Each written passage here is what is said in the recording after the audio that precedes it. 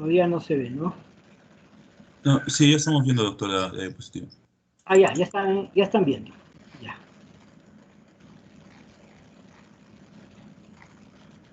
Bueno, vamos a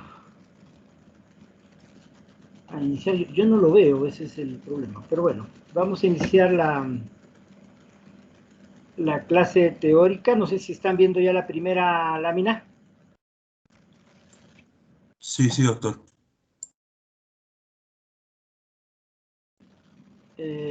Los síndromes del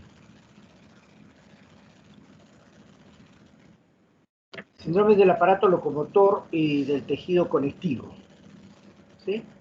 Y vamos a tocar específicamente los temas artrosis y osteoporosis. En el tema de artrosis, primero una revisión muy general de la articulación, que ya la deben haber hecho en otro momento, la articulación sinovial, las articulaciones de sinartrosis, que tienen muy poco movimiento, y toda su composición y las zonas donde las encontramos. Varios modelos de este tipo de articulaciones, desde las muy móviles hasta las fijas. Y ahí también vamos al tema de la clasificación de las enfermedades reumáticas, trastornos que están asociados o que podemos clasificar. Primero, una alteración de la sinovitis con infiltración de mononucleares, folículos de linfocitos T, inmunoglobulinas producidas por células plasmáticas, característico de la artritis reumatoide, donde lo que predomina es la artropatía. Doctor, disculpe. Sí. Está colgada, creo, la diapositiva, se ha quedado en la primera, en la de título.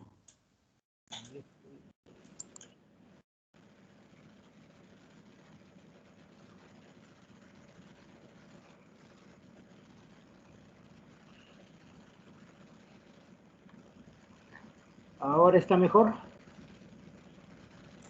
Sí, doctor, creo que se cuelga cada vez que lo ponen en pantalla grande. Ya, en presentación. Ya, Sí. correcto.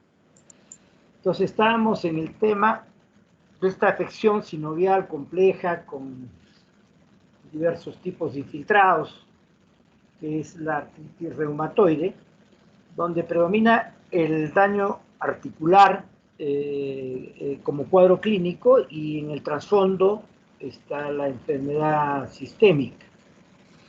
Y hay otros, el segundo tipo de trastornos son las necrosis, degeneración fibrinoide de vasos sanguíneos y vasculitis del tejido conectivo, o sea, básicamente daño vascular, y donde domina el cuadro de trastornos sistémicos del tejido conectivo. Ahí tenemos característicamente el lupus eritematoso sistémico, la esclerodermia, vasculitis, necrotizantes, poliarteritis nodosa, granulomatosis de Wegener, arteritis de Takayasu, arteritis de células gigantes, todos los tipos de trastornos del tipo 1.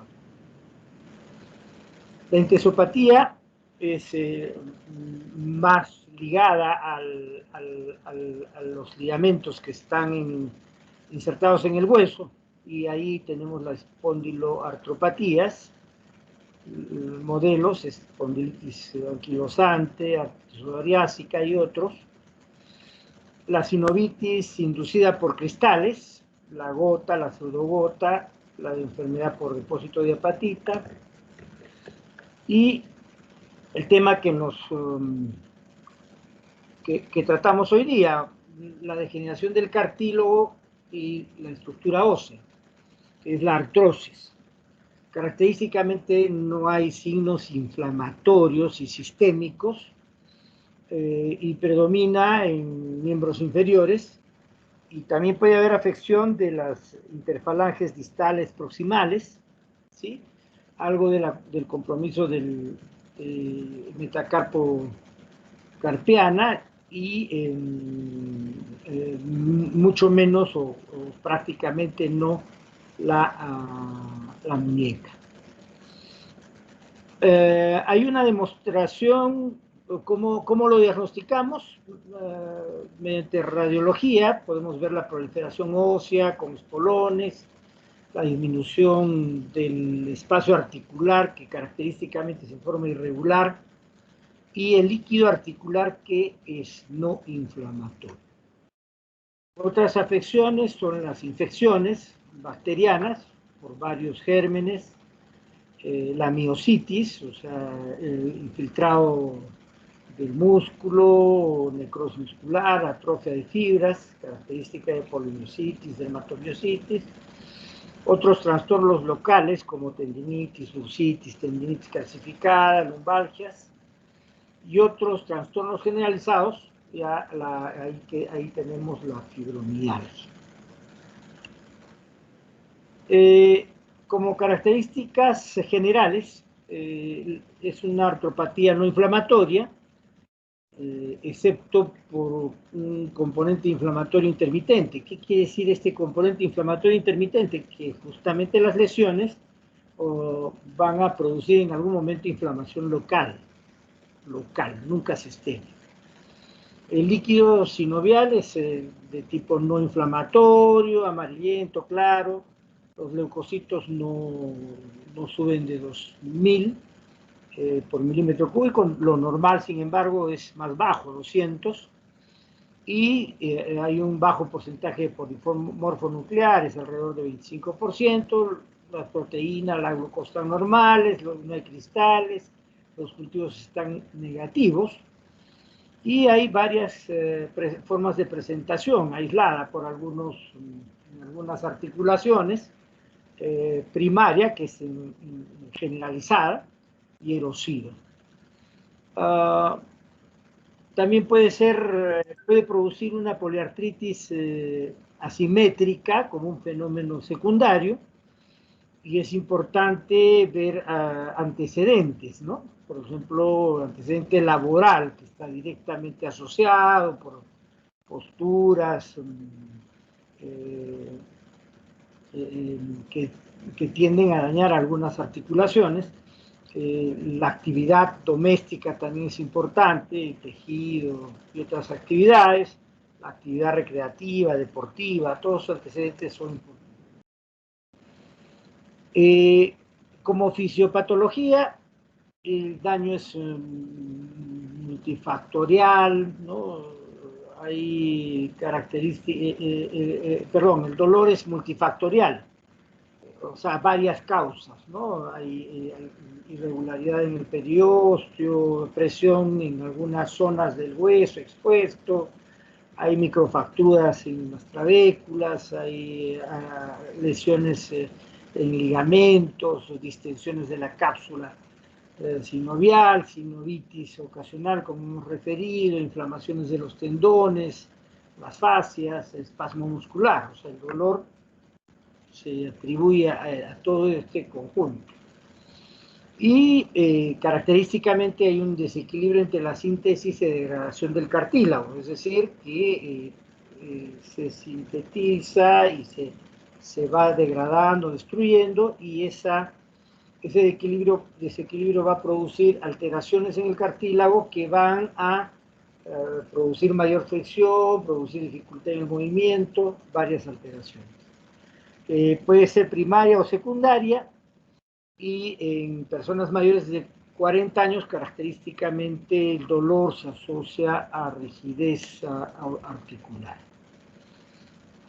En la clínica, el compromiso es en las articulaciones interfalángicas proximales, distales también, en la articulación carpo-metacarpiana, es el pulgar específicamente, eso es en manos, en rodillas, caderas, o sea, articulaciones gruesas, columna vertebral, donde el compromiso es básicamente cervical y lumbar.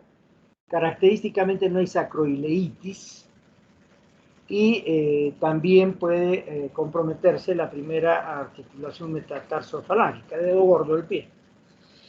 No hay manifestaciones sistémicas, excepto que haya asociación o secundarismo, raramente signos inflamatorios, pero ya referimos que sí los va a ver en algún momento. Y en la artrosis erosiva sí hay mucha mayor afectación, sobre todo de las articulaciones interfalángicas. La tumefacción de tejidos blandos es mínima o ausente, excepto en rodilla. Hay raramente derrames articulares, a diferencia de las otras afecciones reumáticas. Un modelo de los nódulos de Aberdeen, en el dedo, la falange distal, la articulación interfalángica distal, y los de Bouchard, que son las articulaciones interfalángicas proximales. O sea, la diferencia no es de tipo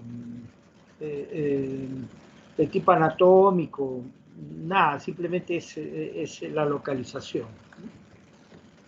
Y más bien ahí la tumefacción ósea, que es frecuente en manos por hipertrofia ósea marginal, los llamados osteofitos. Hay limitación del movimiento y esa limitación va a producir incapacidad, sobre todo en la cadera, en la rodilla, la columna vertebral, y eso va a ser progresivo. Otro tema son la crepitación y los crujidos articulares, sobre todo en la articulación de la rodilla, donde el sonido, el crujido es una manifestación importante. En algunos casos puede haber compresión de raíces nerviosas, sobre todo en la zona lumbar. Puede haber la rigidez articular matutina, es característicamente de menor duración, más localizada y menos intensa que, por ejemplo, en la artritis reumatoide, y puede haber dolor lumbar o lumbalgia, o puede ser una de las causas. La artrosis generalizada primaria es un trastorno de las articulaciones interfalángicas, del dedo gordo, como de rodillas, caderas y columna vertebral. Hay una forma que es la hiperostosis esquelética idiopática difusa, donde hay grandes osteofitos y se afecta el ligamento longitudinal de la columna vertebral anterior, sobre todo en el segmento dorsal, ¿sí? Característicamente en el dorso, al contrario de lo que referíamos de la artrosis generalizada, y hay espolones óseos en los huesos tendinosos. Entonces, una presentación. Las clasificaciones, la primaria, localizada, una articulación o grupo de articulaciones, esto generalmente asociado a actividad laboral, doméstica, deportiva, recreativa, ¿no? O sea, algunos dedos de la mano, por ejemplo, en las manos de las tejedoras, columnas, personas que tienen determinada actividad, por ejemplo, los peones de chakra, ¿no? La columna vertebral, lumbar, se afectan, rodillas, y la artrosis primaria generalizada, ¿no? Que ya la referimos, ya la describimos, la artrosis erosiva y la hiperostosis esquelética idiopática difusa, o sea, son lo que llamamos la artrosis primaria. La secundaria es a varias afecciones, muchas afecciones, entre otras los traumatismos. Un traumatismo articular puede, óseo, puede llevar a artrosis por falta de movimiento, por lesiones en la propia sinovia, procesos inflamatorios, la artritis reumatoide, espondiloartropatías, artritis séptica, progestales, todo el resto de afecciones del tejido conectivo pueden desembocar o desencadenar una artrosis. Efectos congénicos, metabólicos, endocrinos, también pueden ocasionar artrosis. Puede haber la necrosis aséptica también, es parte de de artrosis, y el uso de corticoides intraarticulares regulares, frecuentes, ¿no? Pues va a llevar a deterioro del cartílago y artrosis subsecuente. En el diagnóstico, además de la clínica, que ya hemos hablado extensamente, el laboratorio incluye, hay que excluir inflamación sistémica, simplemente, ¿no? El hemograma está normal, la velocidad de sedimentación, que es un elemento clave, por ejemplo, en las fases agudas del dolor, de las molestias, está normal, y el líquido sinovial es, como lo hemos descrito, prácticamente normal, con un ligero incremento de los leucocitos. En las radiografías encontramos estrechamiento del espacio articular o discal, hay formación de neurones marginales en los extremos de las articulaciones, quistes subcondrales, ¿no? Irregularidad de las superficies articulares. Vamos a pasar a otro tema, al segundo tema que nos compete hoy, que es la osteoporosis. Básicamente se define como una disminución de la masa ósea que compromete la función mecánica de soporte del esqueleto. El hueso residual es morfológicamente normal, o sea, el hueso es normal, pero hay pérdida de masa, o sea, hay menor densidad. Esa es la característica de la osteoporosis. La osteoporosis está dentro de las osteopatías metabólicas, ¿no? Que básicamente hay dolor óseo, fracturas, que es una de las formas de presentación, artralgias, dolores articulares secundarios a estos dos elementos anteriores, y hay evidencia radiológica de osteopenia. Entonces, la definición de osteopenia tiene dos sentidos. Uno es, en general, como está señalado acá, la pérdida generalizada de densidad ósea con adelgazamiento de la cortical, eso es osteopenia, pero también se usa osteopenia para un grado de osteoporosis, un grado de pérdida de densidad ósea previa a la osteoporosis. O sea, se usa en ese sentido, en un sentido muy general y en un sentido muy específico en cuanto a una progresión de la osteoporosis. La osteoporosis misma está definida como pérdida de masa ósea a un nivel inferior a lo normal para la edad y el sexo del paciente. O sea, yo estimo que una persona de determinada edad, 40 años, 50 años, 60 años, tiene una pérdida natural de masa ósea. Y si encuentro una pérdida mayor, estoy hablando de osteoporosis. Y es debida a varios procesos patológicos, ¿sí? Característicamente hay dolor, especialmente en espalda, y la presentación de fracturas son los síntomas de presentación característicos, ¿no? Excepto que hagamos una evaluación regular de las personas de riesgo. El dolor articular puede ser una manifestación de fracturas óseas, especialmente en la cadera y en el radio distal, en la muñeca. Hay una de las presentaciones es la osteoporosis primaria. Ahí el criterio es que la masa ósea continúa creciendo hasta la cuarta década de la vida, ¿sí? O sea, estamos formando hueso, y luego presentamos una pérdida de esta masa ósea a partir de la cuarta década de la vida, que es aproximadamente 1.5% al año. Y en este momento la velocidad de reabsorción es mayor que la de formación de hueso, y ya es una constante. Es mucho más en la mujer que en el varón, sobre todo en la menopausia, que es un factor crítico en la mujer. En el varón es más tardía, ¿no? Y a un ritmo más lento. Y los factores son varios: una defectuosa absorción del calcio, aumento de la sensibilidad a la paratormona endógena, algunas algunas tendencias genéticas, situaciones ambientales, la dieta es muy importante. Ahí tenemos el caso, por ejemplo, de la osteoporosis posmenopáusica, que es a expensas del hueso trabecular. Puede haber frecuentes fracturas de vértebras y de huesos de las muñecas, ¿sí? Ahí está más localizado el daño en la menopausia.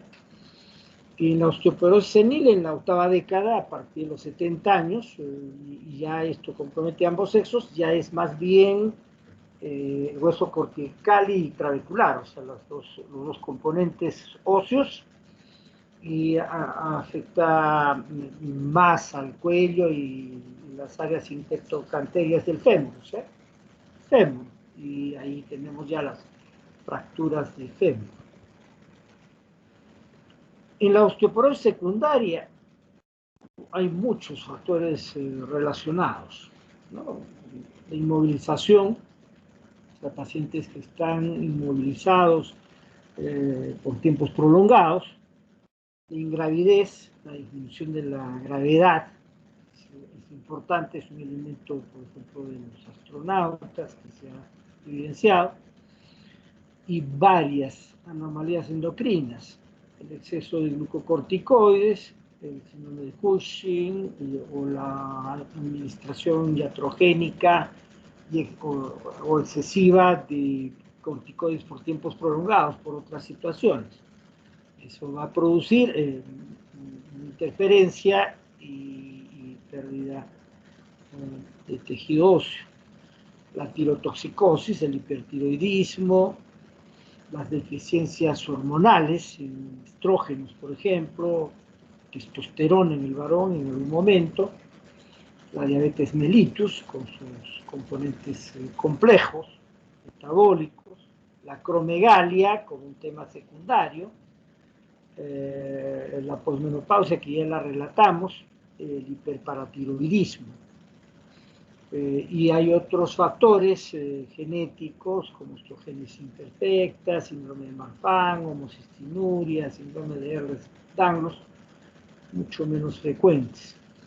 Y hay anomalías nutricionales como el escorbuto, el alcoholismo, la acidosis metabólica y la mala absorción, que también tienen que ver con esta osteoporosis secundaria. Hay otros tipos de... También las neoplasias hematológicas son secundarias. Hay neoplasias hematológicas, algunas, por ejemplo, el mieloma múltiple, que característicamente ataca la médula, la leucemia, los linfomas, que pueden dar metástasis también a nivel óseo, los tumores metastásicos. Hay una forma de osteoporosis juvenil, la artritis reumatoidea, con su consecuencia de inmovilización, también es un factor para la osteoporosis. El tratamiento crónico con heparina en algunos pacientes, hepatopatías, o sea, daños hepáticos, cirrosis, una mastocistosis sistémica. La clínica de la osteoporosis generalmente es asintomática, una osteoporosis no complicada, hasta que se presente una fractura, y generalmente de un traumatismo menor o mínimo, ¿no? Entonces ahí vemos compromiso de vértebras, de la epífisis distal del radio, la muñeca y el cuello del fémur. Las fracturas vertebrales en forma gradual y con poco dolor, o sea, ¿no? Puede ser que no las notemos, y hay que considerar la altura y el aumento de la cifosis dorsal en las personas, ¿sí? O sea, con la edad nos vamos achicando, entonces ese es un factor que hay que estar considerando. Y secundariamente hay un dolor dorsal crónico continuo que empeora con la posición ortostática o los movimientos bruscos, ¿no? O sea, ahí es uno de los factores que están más relacionados a compromiso de ligamentos y tejidos periarticulares. En el diagnóstico, en la clínica, ya valoramos el dolor, las fracturas, la altura, la envergadura, ¿no? de la persona, ¿no? O sea, me voy achicando y proporcionalmente parezco más ancho. En la radiología, el grado de osteopenia, ¿no? Pero la osteopenia parece relativamente tardía, cuando ya hemos perdido ya alrededor del 30% de contenido mineral. La densitometría es un análisis muy específico y muy estandarizado, que es importantísimo para el manejo de la osteoporosis, y sobre todo en poblaciones de riesgo, que es la mujer posmenopausia.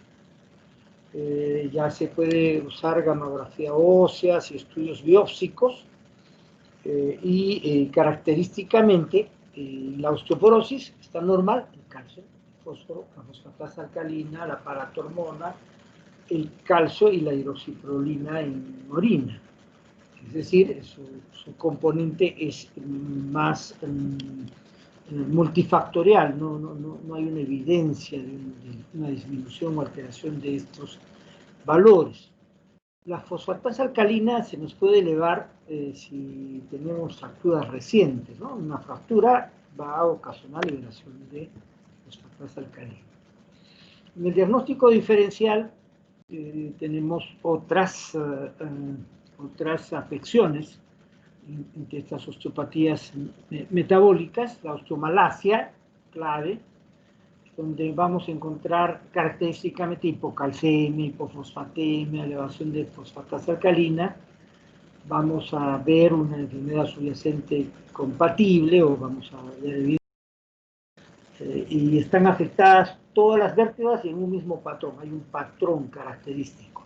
Entonces no es característico de que tome un sector con la osteoporosis. En la biopsia ósea vamos a encontrar hallazgos característicos. El otro diagnóstico diferencial es la enfermedad ósea metastásica.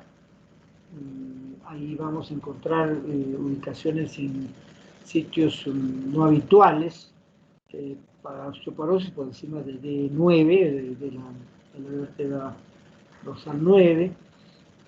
Podemos encontrar historias o hallazgos de un tumor primario.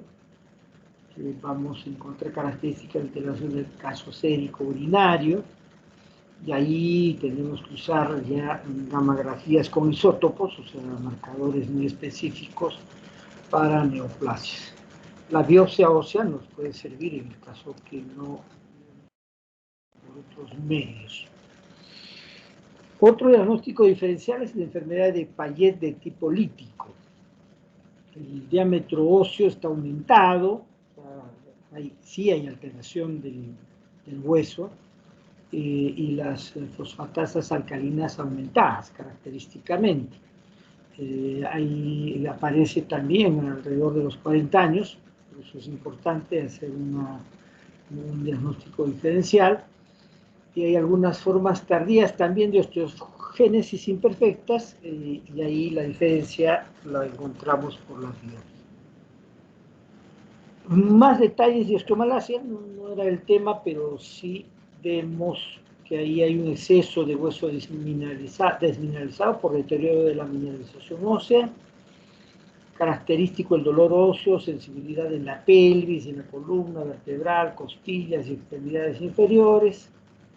El raquitismo, que es una forma de la osteomalacia, hay aumento de tamaño de las uniones costocondrales, o sea, un engrosamiento como medallones, y arqueamiento de las extremidades inferiores. La mayoría de los pacientes con alteración del metabolismo de la vitamina D es por malabsorción, fallas renales, fármacos anticonvulsivantes, hipofosfatemia. Y sus causas son trastornos de la vitamina D, que es un grupo importante, deficiencia de fosfatos, otro tipo de alteraciones que producen esta deficiencia de fosfato, células óseas, matriz o cristales anormales, es toda una relación. Y el diagnóstico está en base a las anomalías clínicas que están referidas, la radiografía, el laboratorio, que sí nos ayuda en este caso bastante, o sea, si hay cosas positivas, la biopsia ósea, y por supuesto la demostración de una causa subyacente. La enfermedad, de Payet del hueso, que es otra de las enfermedades metabólicas óseas, es un trastorno de causa desconocida hasta ahora, resolución ósea está aumentada, la deformación ósea reactiva. Ese es un tema nuevo. Hay una grave afección esquelética, una deformación evidente de los huesos largos. Los pacientes pueden estar asintomáticos y el diagnóstico puede hacerse por una radiografía, así casual. Algunos tienen dolor, deformación y fracturas patológicas, y en otros casos hay artritis con dolor articular en caderas y rodillas. El diagnóstico, ver las alteraciones radiológicas y gamagráficas típicas, elevación de la fosfatasa alcalina sérica, que es un tema importante, y la hidroxiprolina en orina de 24 horas. Hay, solamente para resaltar, otro tema, que es la osteodistrofia renal, donde hay un deterioro del metabolismo de la vitamina D por una insuficiencia renal crónica, hay un dolor crónico y debilidad muscular en adultos, y hay deformidades esqueléticas en niños. Las anomalías óseas de osteomalacia o las del hiperparatidismo secundario, y se manifiesta básicamente como dolor articular. Para el diagnóstico, por supuesto, ver la función renal. ¿Sí? Bueno, esta es la exposición de hoy día, la clase teórica para ustedes. No sé si hay alguna pregunta o duda.